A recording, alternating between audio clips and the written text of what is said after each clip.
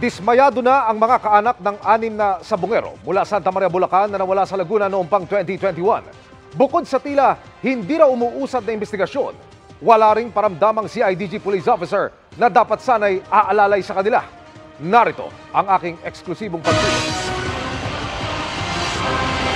Magtatatlong taon nang nawawala sina Mark Joseph Ignacio, Glenn Hermar, Romualdo Diano, Eric Legaspi, Nerio Antecristo at Kiel Bohol, pero hanggang ngayon wala pang naisasampang kaso dahil wala pa rin daw lead ang pulisya kung sino ang nasa likod ng krimen. 3 Pasko na kami ngayong December na hindi namin kasama yung mahal namin sa buhay. Masakit po talaga natanggapin na hanggang ngayon hindi pa namin nakukuha yung hustisya. Lalong tumatagal lalong nawawalan kami ng magandang balita sa kanila. Pawang mga taga Santa Maria, Bulacan ang grupong ito at nawala matapos na magsabong sa Santa Cruz, Laguna noong May 2021. Paniwala ng kanilang mga kaanak, may kinalaman din dito ang 6 na gwardiya na nadakip ng CIDG na itinuturong nasa likod din ng pagkawala naman ng 7 sabungero sa Manila Arena noong January 2021. Tila pampalubag loob na makitang nadakip sila, pero para yan sa ibang kaso dahil nagtatagal na ang sa sarili nilang kaso, nakaramdam na sila ng tila kakaiba. Kala namin yun na yung umpisa ng hinahanap namin na hustisya. Pero nakakadismaya kasi parang wala rin. Ang tagal na, nakakaduda. Alam naman po natin na talagang may kasalanan yung 6, pero parang mapapawalan po talaga ng sala. Ano masasabi ko?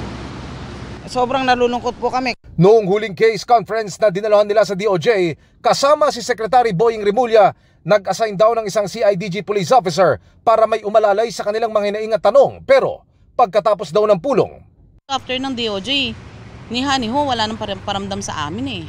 Hindi rin siya nag-update sa amin. Walang update ng mga nangyari sa kaso namin, kaya hindi niya kami tinatawagan. Dito ba? Pero kayo, tumatawag kayo sa kanya? O, minimiss call po namin siya. Nako-contact nyo? Hindi po.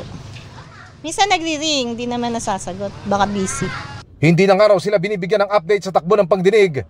Tinabla pa raw ng korte ang in-apply na warrant to search, seize and examine computer data na para sa kanila'y makakatulong. Talagang lubos na kami talagang nadismaya. Hindi namin malaman kung bakit. Kasi mas malaki ang chances na mailink yun sa mga ibang cases ng nawawala . Sabihin na lang nila kung saan nila ibinaong, kung saan nila dinala talaga yung mga pamilya namin nang matigil na kami sa paghahanap. Sana po bigyan niya kami ng aksyon na matulungan kami ng mahal na Pangulo. Patuloy naming sinusubok na makuna ng panig ang Department of Justice at PNP CIDG. Para sa GMA Integrated News, Emil Sumangil, nakatutok 24 oras. Mga kapuso, samahan nyo kaming tumutok 24 oras. Bisitahin at mag-subscribe sa GMA Integrated News sa YouTube. Sa mga kapuso abroad, bisitahin ang GMA Pinoy TV at www.gmanews.tv.